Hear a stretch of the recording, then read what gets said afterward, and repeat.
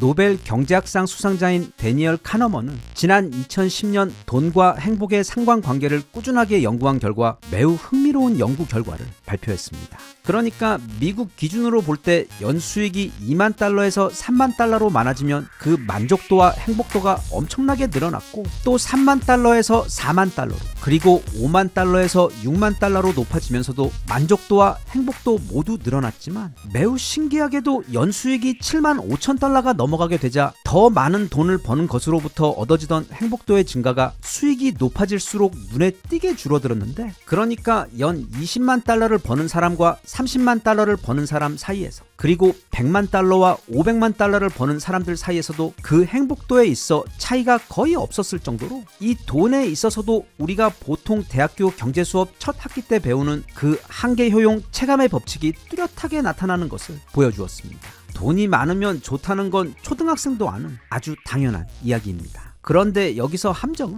그래서 얼마큼 있어야 내가 충분히 행복할 수 있느냐는 질문이고, 또 좀 더 나아가 그 충분하다는 것 역시 도대체 얼만큼을 의미하는 것인지에 대해서는 사람들마다 생각이 굉장히 다르다는 점이며, 그것 외에도 대부분의 사람들의 경우 자신이 얼만큼의 돈을 벌고 싶은지, 또 그래서 돈을 벌게 되면 무엇을 해서 행복해지고 싶은지와 같은 구체적인 목표나 고민이 거의 없는 상태로 대부분 그저 오직 지금보다 더 많은 돈, 가능한 최대한 많은 돈을 벌고자 인생을 살아간다는 점입니다. 여기서 한 가지 굉장히 중요한 변수는 우리의 인생이 그리 길지 않다는 점입니다. 이번 영상은 바로 이런 매우 민감한 돈과 인생에 대한 이야기, 그 중에서도 돈을 대하는 마음가짐과 철학에 대해 다시 한번 찬찬히 생각해보고, 궁극적으로 돈에 대해 너무 쫓기며 살지 않고 철학의 보완과 관점의 전환을 통해 더 적은 돈으로도 훨씬 더 풍족하고 자유롭게 살아갈 수 있는 그런 방법에 대해 같이 한번 살펴볼까 합니다. 미국에서 30년 전에 출간된 돈이냐 인생이냐라는 책이 있습니다. 이제는 전 세계 돈 관련 철학에 있어 가장 유명한 고전 중 한 권이 된 책인데, 이 책이 나왔던 당시 미국은 80년대 버블 경제 때 일본처럼 나라에 돈이 넘쳐나던 시대였고, 어른부터 젊은이들까지 모두가 더 많은 돈을 벌기 위해 나라 전체가 마치 커다란 중독에 빠진 것처럼 소위 돈과 쇼핑, 그리고 더 큰 차와 더 화려한 집을 구매하고 자랑하는데 모두가 미쳐있던 시기였습니다. 하지만 이상하게도 그렇게 세상에 돈이 더 많아지고 넘쳐났음에도 오히려 사람들이 삶에서 느끼는 행복도는 거꾸로 크게 떨어졌고, 이건 단지 돈이 없는 사람들 뿐 아니라 당시 돈을 아주 많이 벌던 부자들 사이에서도 동일한 우울한 현상이 나타났습니다. 그래서 이 책의 내용은 우리가, 그리고 우리 아이들이 학교에서 반드시 배우고 졸업을 했어야 하는 돈 관련 매우 중요한 이야기들을 담고 있습니다. 저를 포함 우리 대부분의 중년 세대들 또한 학교에서 이런 너무도 필요한 이야기들을 전혀 배우지 못한 채로 졸업과 함께 사회 속으로 던져지며 나중에야 가장 힘든 방법으로 그 지혜들을 스스로 터득했어야 하는 경우가 아주 많았을 텐데, 핵심은 바로 인생에서 돈은 정말로 중요하긴 하지만 그건 내 인생에서 진짜로 가장 중요한 것들,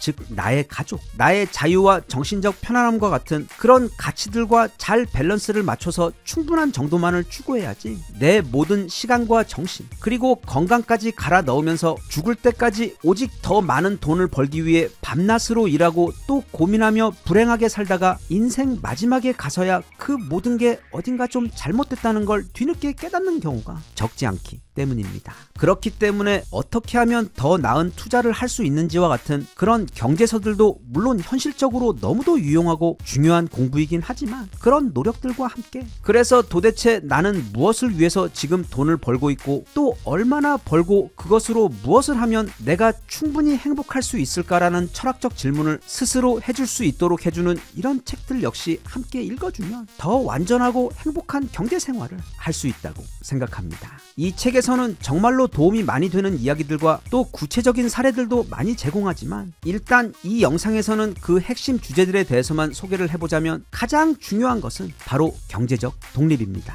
그리고 그 다음 중요한 것이 바로 충분함에 대한 가치관, 즉 나의 만족의 한계를 이해하는 것입니다. 일단 우리는 이 돈이라는 게 뭔지부터 알아야 합니다. 이 질문에 대해서는 사람마다 다른 생각이 있을 텐데, 저자는 책에서 돈이란 우리 인생을 맞바꾼 에너지라고 정의합니다. 즉 내가 온라인에서 구매한 그 10,000원짜리 물건은 내가 그 10,000원을 벌기 위해 쓴 내 인생의 시간뿐 아니라 그 10,000원을 벌기 위해 소비되었던 고생과 감정적 소비까지 모두 그 돈이라는 종이 안에 압축되어 있는 것으로 그렇게 큰 대가를 치르고 어렵게 손에 넣은 귀한 것을 절대로 함부로 낭비해서는 안 된다고 강조합니다. 그럼에도 불구하고 정말로 많은 사람들이 자신에게 사실 별로 필요도 없는 아주 많은 물건들을 남들에게 잘 보이고 싶어서, 또는 그게 요즘 유행이기 때문에, 아니면 남들도 다 사는 것 같으니까와 같은 매우 빈약한 이유로 자신이 한 달간 정말로 고생하며 인생과 맞바꾸며 고생하여 번 돈을 낭비하며 산다고 지적합니다.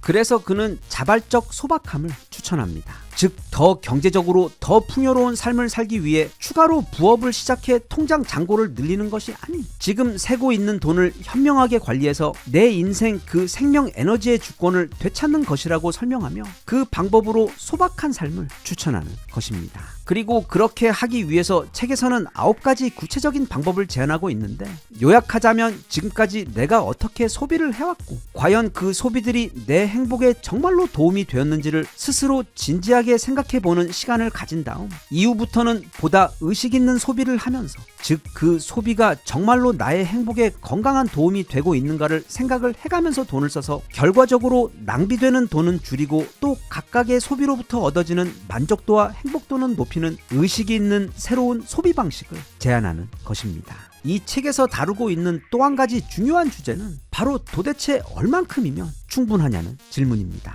솔직히 우리들 대부분은 그걸 진지하게 고민해 본 적이 없습니다. 그냥 더 많이가 언제나 그 대답이었습니다. 하지만 앞서도 말했듯 그 더 많이를 위해 우리가 가족들과 또는 좋아하는 것들을 하며 시간을 보내는 대신 바쳐야 하는 시간과 노력에 더해 놓쳐야 하는 신체적, 정신적 건강 등 그 대가가 과연 가치가 있느냐를 논해야 하는데, 그래서 책은 소비의 3가지 단계에 대해 이야기합니다. 첫째는 생존으로 기본적인 의식주를 해결하는 단계입니다. 둘째는 안락으로 생활의 편안함과 편리함을 더하는 단계이며, 마지막 3번째는 사치로 없어도 되지만 어떤 즐거움과 만족감을 주는 단계입니다. 첫 번째와 두 번째를 위한 소비는 지극히 필요하고 현명한 소비이자 이 책에서 말하고자 하는 충분함의 영역에 있는 지점입니다. 문제는 바로 그 소비가 사치 단계로 넘어가면서부터 발생합니다. 요즘 우리나라들 백화점의 매출을 보면 최근 몇 년 들어 조 단위를 우습게 넘기고 있는데, 그 세부 내역을 보면 바로 명품 부분에서의 매출이 가장 크게 기여하고 있는 것으로 나타납니다.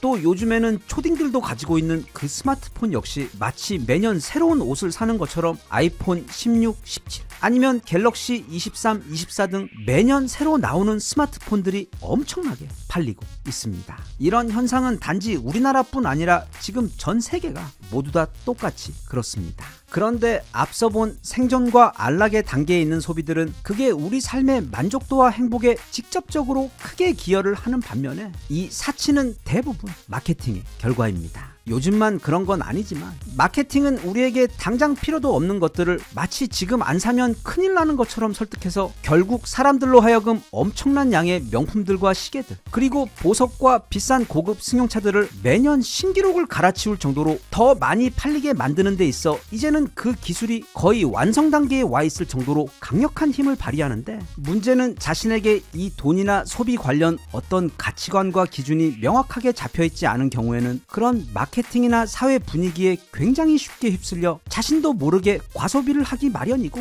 또 더 큰 문제는 많은 사람들이 그 사치에 소비되는 돈을 생존과 안락의 단계에 사용되어야 할 돈을 끌어다 쓴다는 점이며, 더 나아가 지금 내게 있지도 않는 돈을 은행과 카드사로부터 빌려다가 쓰고 있다는 점입니다. 그렇게 되면 결국 내게는 비싼 명품 가방과 시계가 남겠지만, 대신 나는 그걸 구입하는 데 쓴 빚을 갚기 위해 더 많은 시간을 더 큰 스트레스 압박을 견디며 일을 해야 해서, 분명 요즘 유행하는 명품과 올해 최신 스마트폰을 손에 쥐고는 있지만 행복하기는커녕 가장 기본적인 인생의 편안함조차 저당 잡혀버린 그런 우울한 삶이 되어버리기 때문에, 그런 사치 게임을 아예 원천적으로 차단하라고 책은 조언합니다. 그 대신 앞서 살펴본 자발적 소박함을 중심으로 내 인생에서 진정으로 내게 만족도를 주는 시간적 자유, 신체적 편안함, 그리고 정신적으로 덜 스트레스 받는 그런 삶을 사는 것이 오히려 진정한 사치라고 강조합니다. 이 책은 일반적인 경제서에서는 거의 다루지 않는,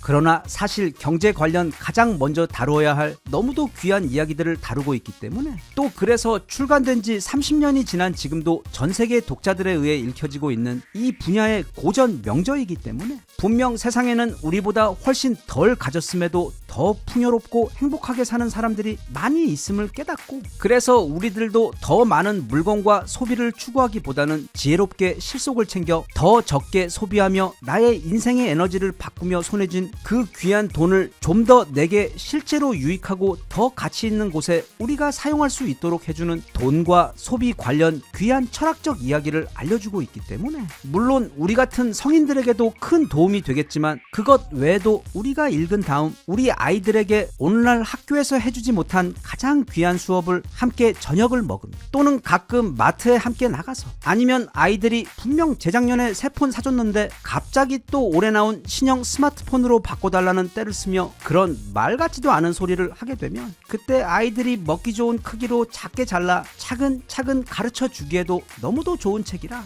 많은 분들께서 꼭 읽어보셨으면 좋겠습니다.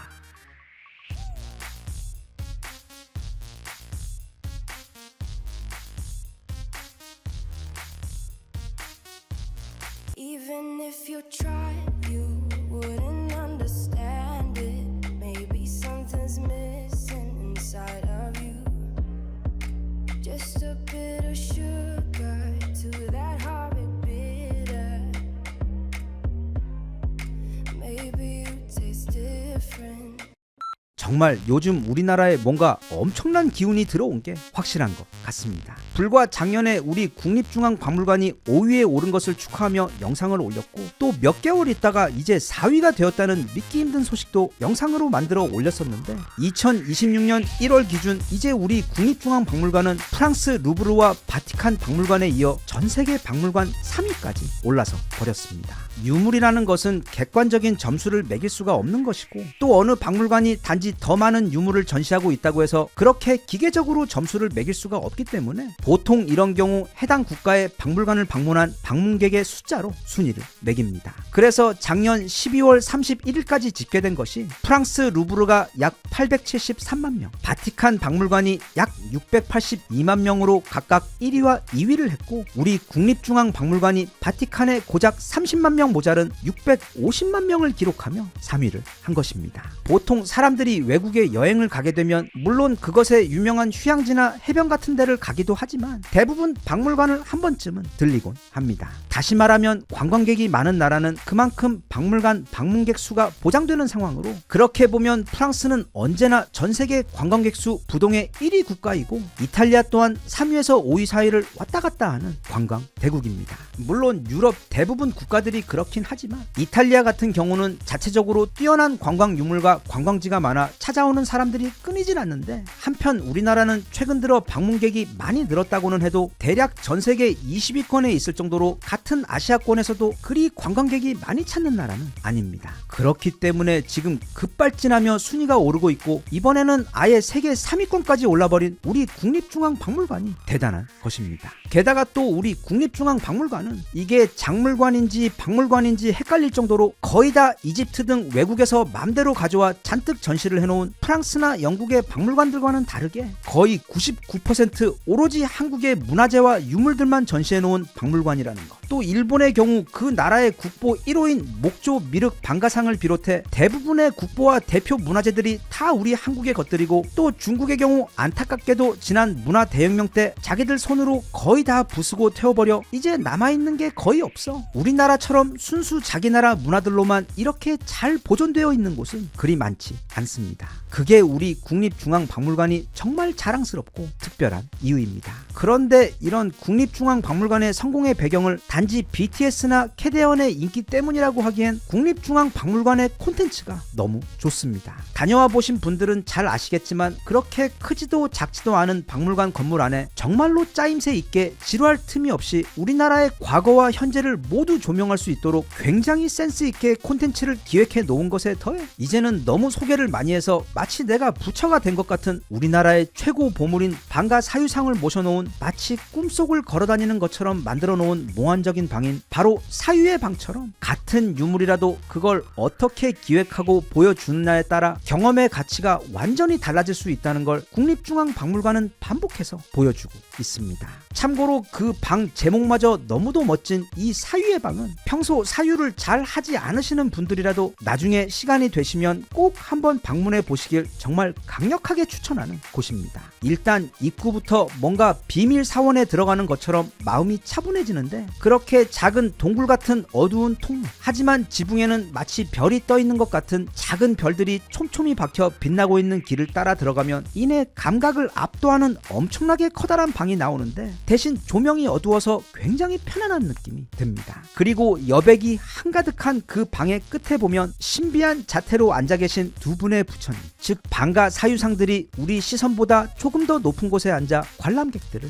맞아줍니다. 운이 좋아 사람이 없을 때 가보면 그 크고 따뜻한 방에 오로지 나와 방가 사유상만 있어 서로가 침묵 속에 서로를 마주보며 마치 시공을 초월한 어떤 대화를 나누는 것과 같은 신비한 기분까지 드는 곳이 바로 사유의 방으로, 여긴 어린 아이들을 데리고 가기에도 너무도 특별하고 교육적인 곳이며, 또 좀 짜증나긴 하지만 연인들끼리 데이트를 할 때도 손잡고 박물관 여기저기를 천천히 둘러보고 이 사유의 방 안에도 함께 들어가 말없이 부처님을 마주하는 그런 경험을 함께 하는 것도 정말로 특별하고 아름다울 것 같은 데이트 명소입니다. 그리고 가장 최근에 다녀온, 아마 지금도 하고 있는 것으로 알고 있는 이순신 장군 특별전 또한 그런 센스 있는 기획에서 탄생한 최고로 멋진 기획전입니다. 우리나라 사람들 가운데 이순신 장군님을 모르는 사람은 없을 것이고, 또 그를 존경하고 사랑하지 않는 사람 또한 없을 것이지만, 반면 우리는 이순신 장군님에 대해 그렇게 잘 알지 못합니다. 원래는 진짜 이순신 장군님만을 위한 상암 경기장만한 초대형 박물관이 있어야 하는데도 어쨌든 그 흔한 기획전도 찾아보기 어려웠던 상황에서 이번에 국립중앙박물관에서 완전 작정하고 제대로 된 이순신 장군 기획전을 마치 커다란 선물처럼 오픈해 주었는데, 지난 영상에서도 소개를 하긴 했지만 이 기획전은 1부부터 4부로 나뉘어서 임진왜란 발발 때부터 시작해 노량대첩이 끝난 시점까지 마치 한 편의 입체 다큐멘터리를 그 안으로 들어가 걸어서 보는 것처럼 짜임새 있게 아주 잘 구성해 놓았습니다. 그때 우리 군이나 왜군, 그리고 당나라군이 사용했던 각종 무기, 실물들과 당시 전투를 묘사해 놓은 매우 귀한 그림들도 굉장히 많이 볼 수 있고, 무엇보다 난중일기 친필본은 물론이고 전쟁 중 이순신 장군이 쓰신 장계와 편지들, 그리고 런조가 이순신 장군께 미안하다며 다시 사령관 자리를 맡아 왜군 좀 쫓아내 달라고 사정하는 뻔뻔한 편지까지, 모든 게 다 실물로 바로 코앞에서 볼 수가 있고, 여기 보이는 것과 같은 무려 2m에 달하는 이순신 장군님의 칼도 직접 구경할 수 있는데, 특히 이 칼은 그 길이만 197cm가 되어 직접 보면 엄청나게 포스가 대단합니다. 그리고 그 외에도 이번 전시회에서는 총 369점에 달하는 엄청난 양의 다양한 유물들과, 그 중에는 국가 지정 보물만 43점에다가 또 이순신 종가에서 내어주신 유물 34점 등 이순신 장군님 관련 너무도 귀한 유물들을 한자리에서 접할 수가 있어서 마치 이순신 장군님이 바로 얼마 전까지 살아 계시던 사람인 것 같은 착각이 들 정도로 그에 대해 입체적으로 배우고 느낄 수 있는 정말로 귀한 기회이기 때문에, 이 이순신 장군 특별 기획전이 언제까지인지는 잘 모르겠는데 마감되기 전에 꼭 가셔서 앞서 소개한 사유의 방과 함께 이번 국립중앙박물관 세계 3위 달성을 기념하는 의미에서 이제 날씨도 좀 풀리고 봄 기운이 나며 나들이를 생각하실 때 아이들 손잡고 또는 연인과 함께 세계의 자랑인 우리 국립중앙박물관을 한번 방문해 보시는 것도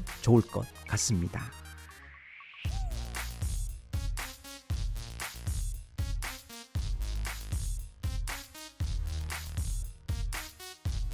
Even if you tried, you wouldn't understand it. Maybe something's missing inside of you. Just a bit of sugar to that horrid bitter. Maybe you taste different. 얼마 전 파타이 태국에서 엄청난 방산 소식이 들려왔습니다. 태국은 현재 도입한 지 30년이 훌쩍 넘어가는 할아버지 호위함들 가운데 이제 그중 4분을 당장 새 것으로 교체해야 하는 상황에 있는데, 그러니까 그 가운데 2척이 바로 올해 말 퇴역해야 하기 때문에 지금 태국은 새로운 호위함 쇼핑이 매우 급한 상황입니다. 참고로 태국은 동남아에서도 꽤 큰 국가로 아주 긴 해안가를 가지고 있는 나라로 해군의 중요도가 매우 높은 나라입니다. 그래서 태국은 현재 총 7척의 호위함을 보유하고 있는데 정말 안타깝게도 그중 무려 6척이 모두 중국제입니다. 그것도 무려 30년 전 중국 기술로 만든 것으로 지난 1991년에 차오 프라야급 호위함 4척을 또 3년 후인 1994년에 나레 수왕급 호위함을 2척 더 구매해서 지금 6척을 가지고 있는데 그렇게 마치 중국집처럼 중국제 호위함 6척을 운영하며 어찌어찌 해군을 꾸려오다가 한참 후인 2019년에 와서 갑자기 새로운 신형 군함을 한 대 구매하게 됩니다.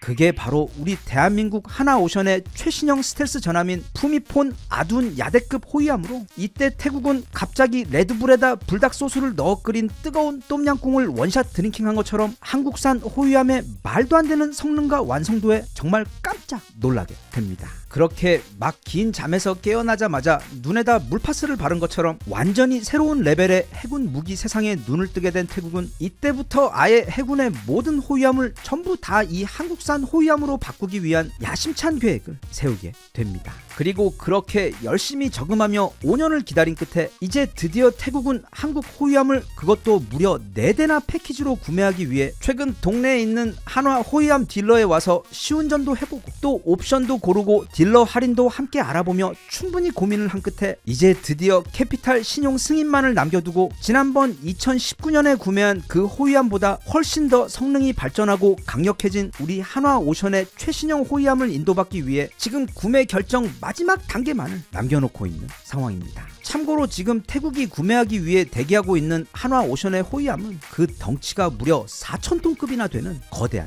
전함입니다. 게다가 이게 우리 한국형 차세대 구축함 KDDX 특별 옵션이 기본으로 제공되는 최첨단 호위함이기 때문에 피탐지 스텔스는 기본이고 드론이나 무인기에 대한 방어 시스템 또한 갖추고 있는 그야말로 최신형 전함으로 최첨단 수중 레이더인 선체 고정형 소나 외에도 예인 배열 소나 그리고 특수 소나까지 무려 3가지 종류의 최첨단 소나 탐지기를 장착하고 있는 진짜 소나 변태 전함이기 때문에 마치 수능 일주일 전 고3 학생처럼 정말 초민감 상태의 센서들을 가지고 있어 주변 수백 킬로미터에서도 적 잠수함들의 접근을 탐지할 수 있고 무려 76mm짜리 지치지 않고 연속으로 계속 쏠 수 있는 아주 굵고 길다란 주포를 가지고 있는 데다 30mm짜리 RCWS 원격 사격 통제 체계 그 무지막지한 전자동 기관총으로 무장이 되어 있는 데다 이지스함들처럼 수직으로 날아올라 발사되는 미사일들을 위한 수직 발사관으로 날아오는 전투기들을 공격할 수 있고 또 근접 방어를 위해서는 최신형 신바드 RC 미사일 발사대도 2개나 갖추고 있어 이건 그냥 호위함이 아니라 바다에 떠있는 거대한 괴물 요새와도 같은 정말 무시무시한 현존 최신형 전투 전함입니다. 그런데 태국은 지금 이런 무지막지한 걸 4대나 구매하려고 하고 있습니다. 이제 캐피탈 신용 승인과 태국 국왕의 최종 허락이 떨어지며 계약이 마무리되고 이후 선체 유리막 코팅과 딜러표 무료 썬팅 그리고 끝으로 블랙박스까지 달아서 이제 출고가 되어 이 4대가 태국 해군에게 인도가 되고 나면 태국은 그 즉시 이 동남아 바다에서 가장 강력한 말도 안 되는 전투력을 보유한 최강 해군을 가지게 됩니다. 그나마 여기에 대적할 수 있는 유일한 곳이 바로 필리핀인데 왜냐하면 필리핀 또한 최근 우리나라 호위함들을 2척 구매해서 이전에 구매했던 것 2척에 더해 4척을 가지고 있어서 그 둘은 동남아 전체를 통틀어서 현재 최강 해군으로 그 둘이 서로 싸우지만 않는다면 각각의 바다에서 현재 태국과 필리핀을 위협할 수 있는 나라는 없습니다. 그런데 동남아 해군 이야기가 나와서 말인데 우리 KF-21 먹튀하고 도망친 인도네시아가 우리 보람의 잠금은 맨날 돈 없다고 주지 않으면서도 아니 돈이 어디서 났는지 최근에는 이탈리아 해군이 퇴역시킨 고물 항공모함을 인수하기로 하며 자국 해군을 벌크업 시키려고 하고 있는데 이것도 그 뒷이야기가 정말로 골 때리는 이야기라 나중에 다른 영상에서 좀 자세하게 다루려고 하는 이야기인데 인도네시아는 이 아무짝에도 쓸모없는 마치 공룡 화석과도 같은 고물 항공모함을 구입해놓고는 이게 구매하고 보니까 옛날 가스터빈 엔진 4개를 사용해 속도가 엄청나게 느려 단순히 적 전투기나 잠수 그리고 전함들에게 그냥 바다 한가운데 떠있는 고정 표적이 되는 것뿐 아니라 무엇보다 맞바람이 너무 약해 항공모함에서 전투기들이 뜰 수조차 없는 상황이다 보니까 이 대단한 인도네시아 해군은 이 항공모함의 엔진을 최신형 4개의 디젤 엔진으로 교체를 하겠다며 지금 머리를 굴리고 있는 상황입니다. 그런데 문제는 그게 기술적으로 가능하다고 쳐도 그 디젤 엔진은 기존 가스터빈 엔진들보다 부피가 거의 5배 가까이 큰 200톤이 훌쩍 넘어가는 크기라 그건 마치 1990년식 쌍용 무쏘를 구입한 다음에 거기다가 신형 부가티 16기통 엔진을 우겨 놓겠다는 것과 같은 이야기로 도대체 그 새로운 엔진이 들어갈 공간을 어떻게 확보할 것인지 또 그렇게 엔진 수압을 할 만한 기술력은 있으면서 그런 생각을 하는 것인지 정말 인도네시아는 여러모로 신비한 곳입니다. 참고로 거기에 들어가는 선박용 디젤 엔진 또한 그 분야 생산 및 설치에 있어 전 세계 1위가 우리나라이기 때문에 또 우리에게 조만간 연락 올지도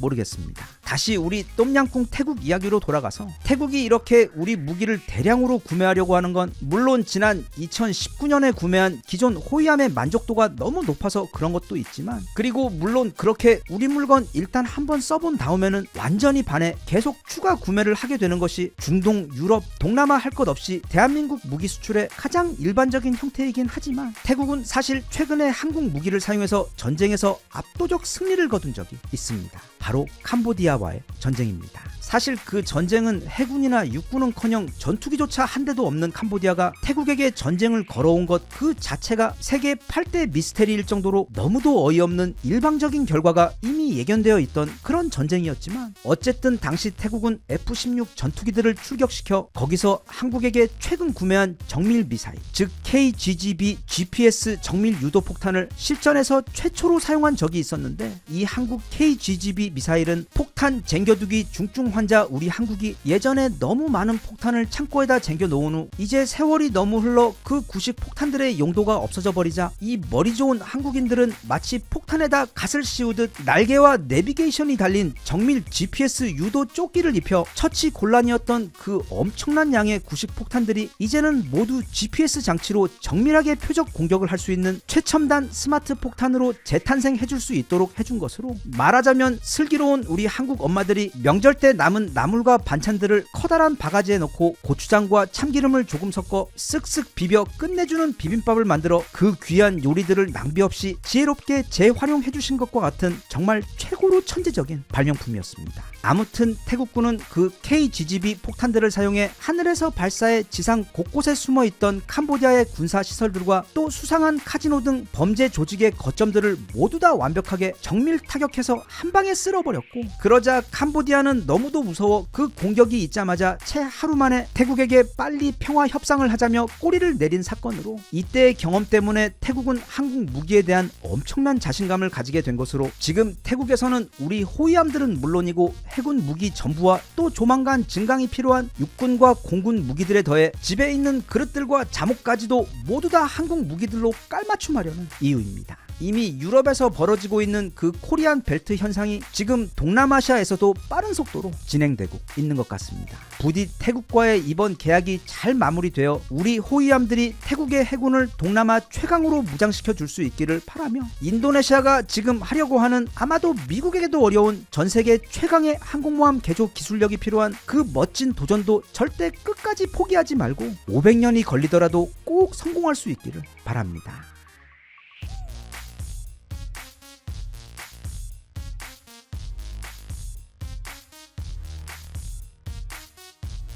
Even if you tried, you wouldn't understand it. Maybe something's missing inside of you.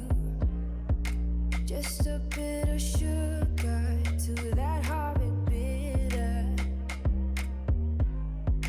Maybe you taste different.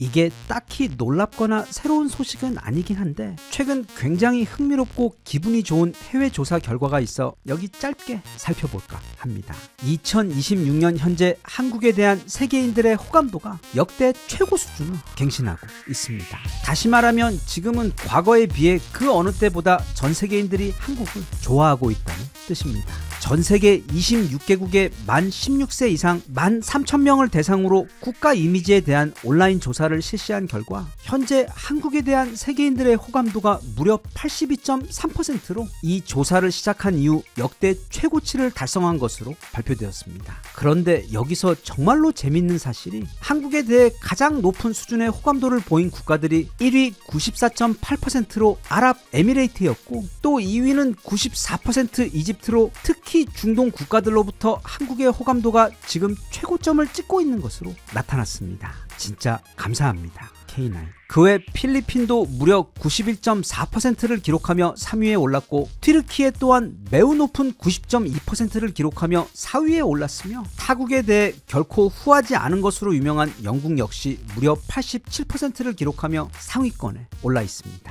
한편 일본의 경우는 42%를 기록했는데 이게 조사 이래 일본이 한국에 대해 가진 최고로 높은 호감도 수치라고 하며 전 세계에서 한국에 대한 호감도가 가장 낮은 일본에서조차 최근에는 변화가 있었다고 기사는 덧붙였습니다. 이 조사에서는 어떤 면에서 한국에 대해 호감을 느끼냐며 구체적인 질문도 했는데 아무래도 가장 영향이 컸던 분야는 바로 K-팝이나 드라마와 영화 같은 문화 콘텐츠로 45%를 기록했으며 그 외 한국의 현대적인 생활 문화, 즉 전 세계에서도 가장 효율적이고 편리한 사회 인프라 및 한국의 패션과 뷰티 영향력이 31%를 기록하며 뒤를 이었고 나아가 한국은 전 세계 최고의 첨단 기술력을 가진 국가라는 인식과 경제 수준이 매우 높은 나라로 한국에서 만든 제품에 대한 신뢰도가 매우 높아 그 신뢰도가 호감도로 이어진 경우라고 설명했습니다. 사실 이 모든 것이 너무나도 당연하게 느껴지긴 하는 게 지금 우리나라의 상황은 크게 누구든 사람들이 좋아하고 동경할 수밖에 없는 그런 마치 아이돌 같은 나라이기 때문입니다. 말하면 입만 아픈 K-팝이나 드라마 그리고 영화의 넘사벽 인기 이야기는 차치하더라도 이제 한국은 전 세계에서도 가장 잘 사는 나라 중 한 곳이자 또 서울은 모든 것이 신기할 정도로 가장 빨리 돌아가는 말하자면 과거 뉴욕과도 같은 전 세계에서 가장 다이나믹한 도시입니다. 그리고 올림픽 같은 것도 보면 나라 사이즈에 비해 이상할 정도로 스포츠를 잘해 연일 뉴스에 오르는가 하면 옛날 박지성을 비롯해서 이제는 손흥민 같은 말하자면 그냥 아시아인들 중에서 가장 잘하는 수준이 아니라 세계 축구의 본진인 영국은 물론 이태리, 독일 같은 유럽 리그를 통틀어도 최고 중 최고 수준에 도달한 이후 이제는 미국 동네 리그에 가서 양악하고 있는 선수가 바로 한국인인 경우처럼 그래서 사람들로 하여금 와, 이 나라 사람들은 뭔가 굉장히 특별하다는 느낌을 주며 그 외에도 세상 사람들 절반은 삼성 스마트폰을 쓰고 있고 미국의 많은 가정에서는 LG 가전이 최고 명품으로 사랑받으며 사용되고 있는데다 요즘은 연일 이 반도체 이야기가 나올 때마다 한국의 삼성과 하이닉스가 나오며 또 그 와중에 전 세계에서 싸움으로도 실질적으로는 미국, 중국, 러시아 다음으로 네 번째로 잘 싸우는 매우 희한한 나라라서 우리나라는 실제로 모든 분야에서 굉장히 튀는 매우 특별한 국가입니다. 거기다가 또 우리는 전 세계 유일 분단 국가로 우리야 앞서 본 그 이유들로 유명하지만 또 우리 위쪽 이상한 친척들 또한 정말 희한하고 괴상한 이유로 전 세계에서 가장 유명한 국가일 정도로 우리 한국인들은 절대 중간 따위는 없고 극과 극을 달리는 국가이기 때문에 그 부분도 역시 굉장히 특별하고 튑니다. 그래서 해당 조사에서도 외국인들이 우리나라가 가장 좋은 이유 중 하나가 바로 아름답고 뛰어난 문화와 전통이 있으면서도 동시에 전 세계 최고의 최첨단 기술력을 함께 가지고 있어 그렇게 아름다운 과거와 최첨단 미래가 동시에 공존하는 모습 그리고 무엇보다 전 세계 어느 국가 어느 국민들도 보여주지 못한 놀라운 수준의 민주주의 시스템과 회복 탄력성이 바로 그들이 한국에게 매력을 갖게 되는 가장 큰 이유라고 설명했습니다. 자, 그런데 이 조사에서 한 가지 매우 흥미로워 그러면서도 매우 의미가 깊은 부분을 한 가지 짚어주었는데 바로 외국인과 한국인이 생각하는 인식의 격차입니다. 이게 무슨 말인가 하면 외국인들은 한국에 대해 약 82.3%라는 엄청난 수치의 호감도를 기록했는데 그와는 다르게 한국인들은 자국에 대해서 고작 60.4%라는 매우 낮은 수치를 기록했다는 점입니다. 즉 우리 한국인들은 전 세계인들이 좋아하고 동경하는 자기 나라에 대해 그리 대단하게 여기지 않는다는 뜻입니다. 사실 이건 우리나라 사람들의 종특이긴 한데 우리나라 사람들은 전부 다 눈높이가 너무 높습니다. 전 세계에 200개가 넘는 국가들이 있고 우리는 그 중에서 경제력으로는 세계 10위, 문화적으로는 세계 1위를 밥 먹듯이 하고 또 반도체와 조선 기술로도 세계 1위, 미래 인공지능 능력과 로봇 기술력도 세계 3위권에다 군사력도 세계 4위 또는 5위를 하고 요즘은 방산 능력도 세계 3위급에 들 정도로 그 영향력이 급부상하고 있는 데다 심지어 작년 포브스에서 조사한 전 세계 최고 선진국 순위에서는 전 세계 모든 국가들 가운데 무려 6위를 한 국가가 바로 우리나라입니다. 하지만 이 모든 게 별로 대수롭지 않은 겁니다. 이것보다 더 잘해야 하고 2, 3위 정도가 아니라 그냥 압도적인 1위를 해야만 그때 가서야 비로소 만족을 할 정도로 우리나라 사람들은 기준치가 너무너무 높습니다. 게다가 거기에 더해 단지 지금 우리가 얼마나 대단한 높이까지 올라와 서 있는가와는 별개로 불과 70년 전에는 그 200여 개의 국가들 중에서 가장 가난하고 미래에 대한 일말의 희망조차 없었던 국가에서 이런 말도 안 되는 기적을 이뤄낸 것인데도 아직도 스스로에 대해 만족하지 못하고 있는 것입니다. 물론 우리 국민성이 그렇다 보니까 이런 정말 설명도 안 되고 그냥 말도 안 되는 성공 신화를 쓸 수 있었던 것이긴 한데 그래도 가끔은 잠시 멈춰서서 우리가 지금 얼마나 대단한 것들을 이뤄내고 있는지, 이뤄내 왔는지, 그리고 그 누구보다 앞서서 이뤄가고 있는지에 대해 스스로 자부심을 갖고 자랑도 좀 하고 좀 의시되고 뻐기기도 하면서 자축하며 즐길 줄 아는 것도 필요하지 않은가 싶습니다. 늘 하는 말이지만 개인적으로 생각할 때 대한민국이라는 이 나라와 한국인이라는 이 괴상한 사람들은 전 세계 어디에서도 그 비슷한 사례조차 찾을 수가 없는 차라리 인간보다는 오히려 외계인에 가까울 정도로 너무도 뛰어나고 또 생각할 때마다 짠한 마음이 들 정도로 그동안 정말 너무도 빡세게 열심히 살아온 사람들로 그런 자신과 자신의 국가에 대해 그리고 민족에 대해 우월감 같은 해로운 감정이 아닌 진정으로 자랑스러워하는 그런 뿌듯함 정도는 요즘 같은 시대에는 정말 매일매일 느껴도 부족함이 없을 정도로 우리는 정말 잘 해왔다고 생각하기 때문에 이제부터는 외국인들이 우리를 보는 것처럼 우리도 우리 자신을 마치 어떤 아름답고 멋진 아이돌을 보듯 경외하고 사랑하며 자랑스러워하며 그 자부심을 한껏 누릴 수 있었으면 좋겠습니다.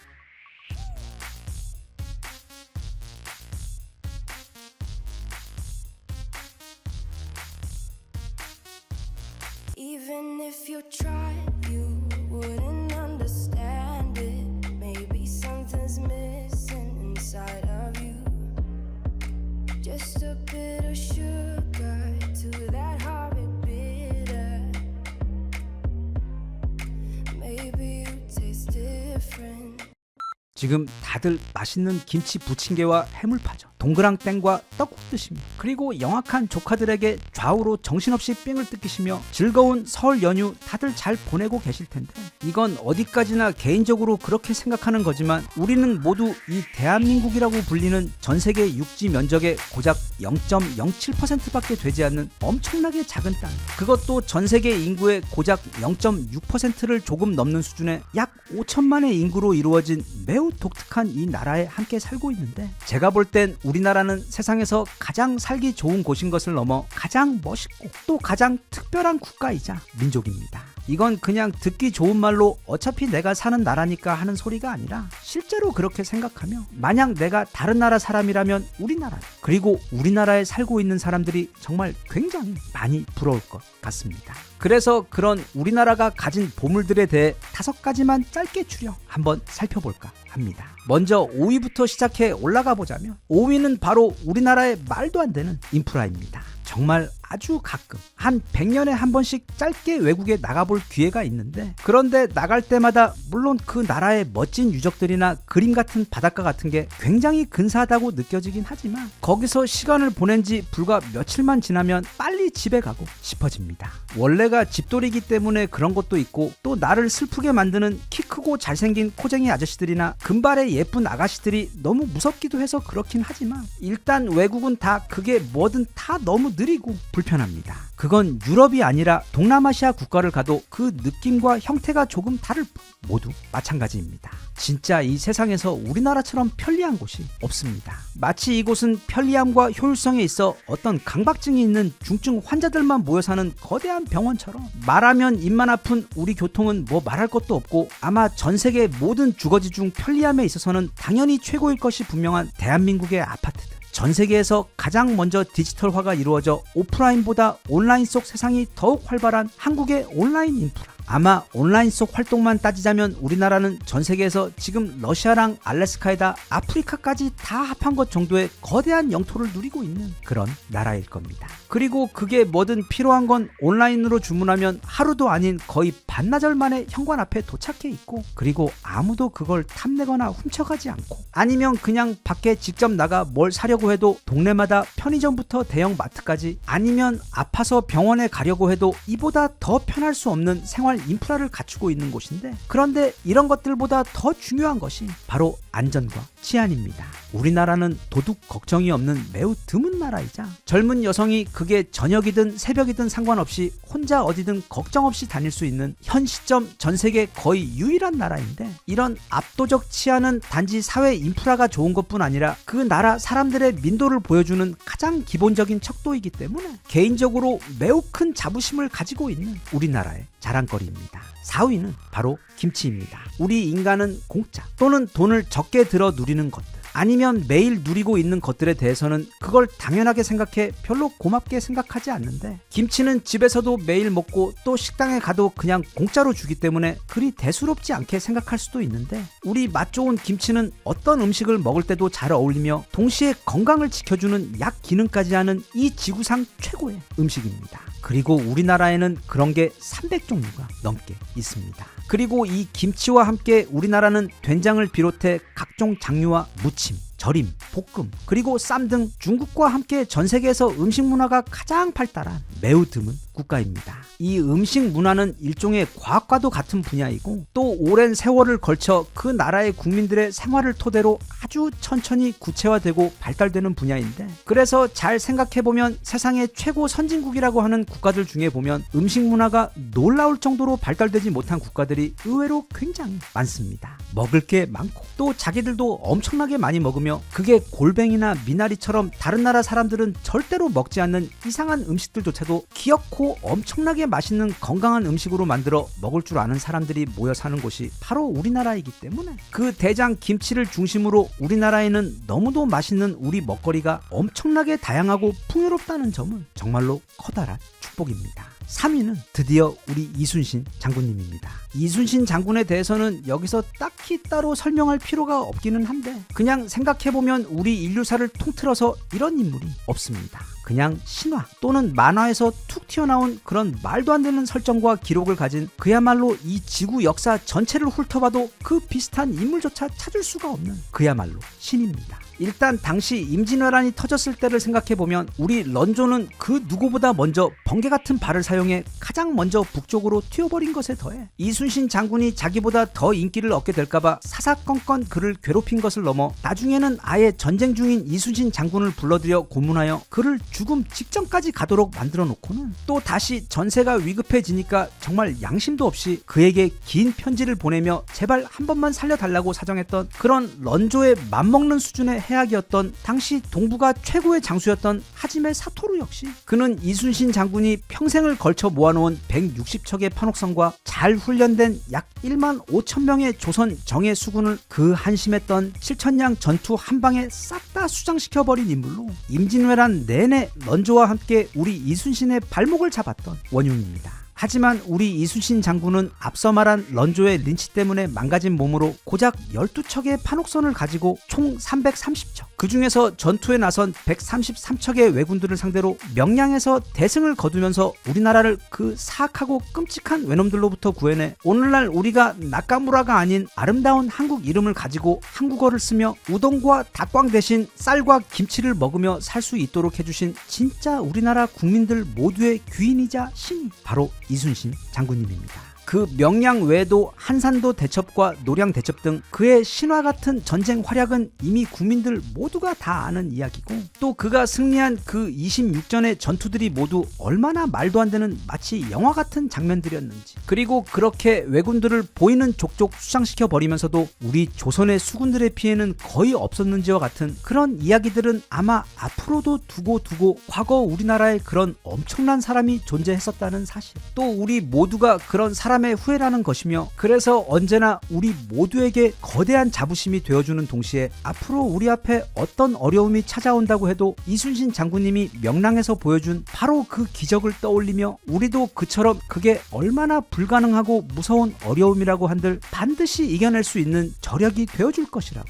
생각합니다. 2위는 바로 한글입니다. 세상에는 아주 많은 종류의 언어가 있고 또 아주 많은 종류의 문자들이 있습니다. 그중 어떤 문자는 다른 문자들에 비해 더 우월한데 우리 한글은 그런 순위를 매기는 것이 의미가 없을 정도로 압도적으로 뛰어난 문자입니다. 그리고 우리는 모두 태어나면서부터 그걸 디폴트로 다 장착하고 사용하며 살고 있습니다. 물론 영어가 가장 널리 쓰이기 때문에, 그리고 포장지 같은 것도 막 영어로 뭐라고 써놓으면 확실히 분명 뭐가 좀 더 있어 보이는 효과가 있기는 한데, 그건 영어 자체가 대단해서라기보다는 그 영어가 지난 수백 년 이상 전 세계를 지배해온 그 국가들의 언어이기 때문에 후광 효과가 있어서입니다. 어디에 영어로 뭐라고 써져 있으면 우리는 거기서 과거 영국과 미국의 후광을 보는 것이고, 그래서 어딘지 모르게 뭔가 있어 보이는 것 뿐입니다. 한글은 세상 모든 문자들 가운데 가장 많은 소리를, 그것도 가장 완벽하게 표현할 수 있어 일단 문자로서의 기능을 최고로 높은 수준에서 수행하는 것에 더해 마치 레고처럼,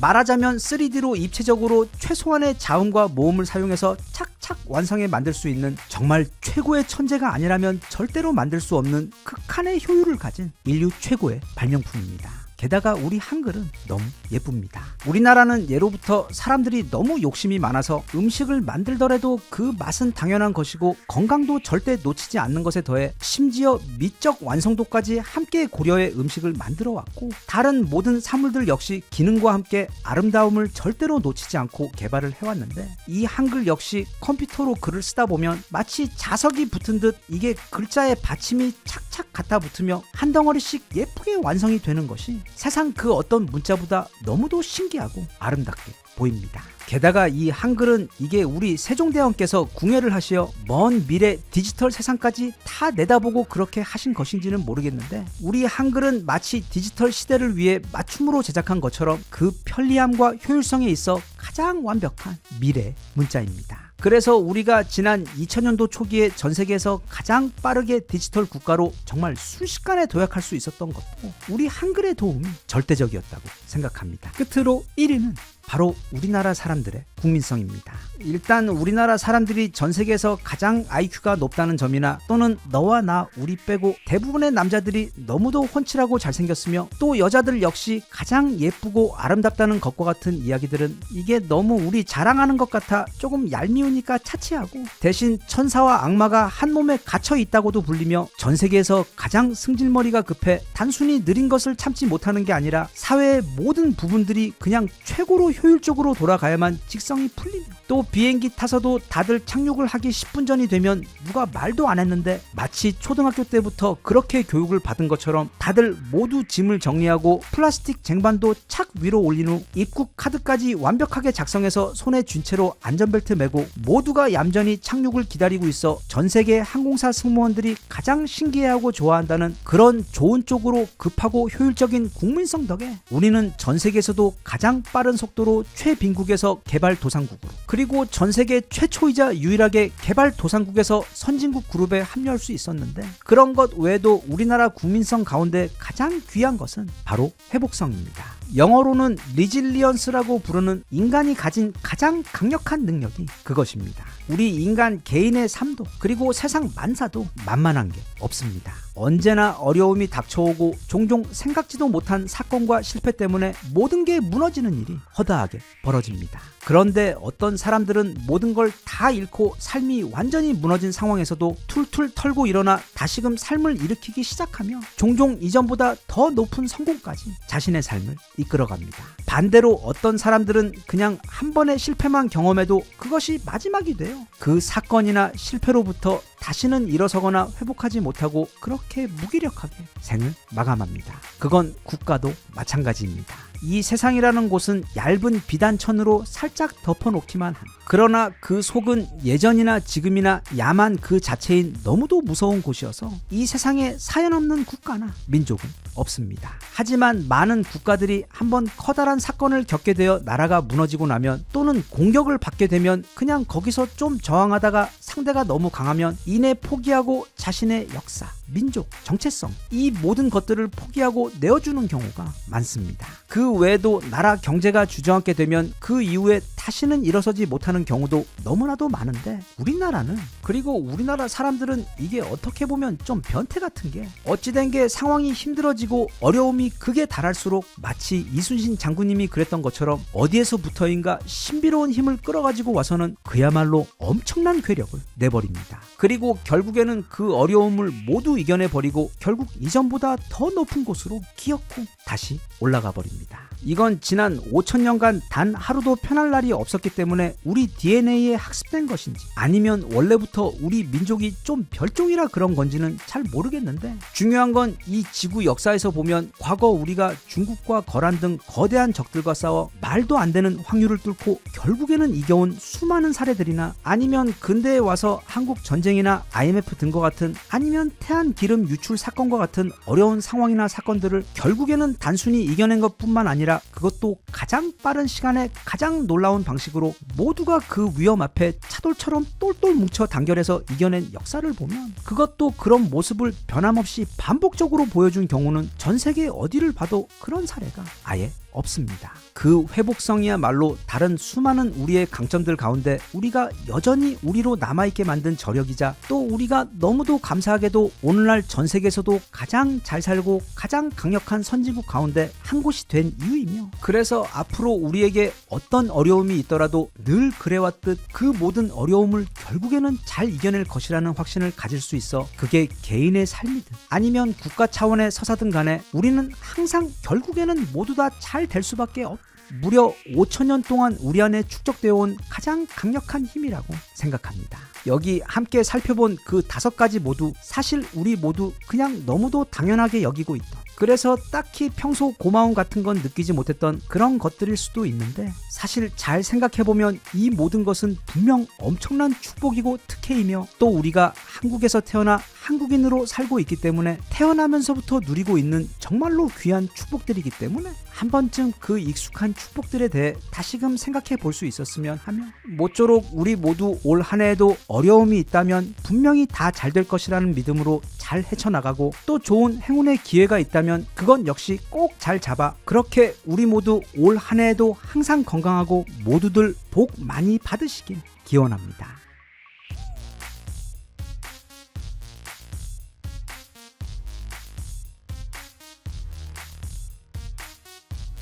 Even if you tried, you wouldn't understand it. Maybe something's missing inside of you. Just a bit of sugar to that heart.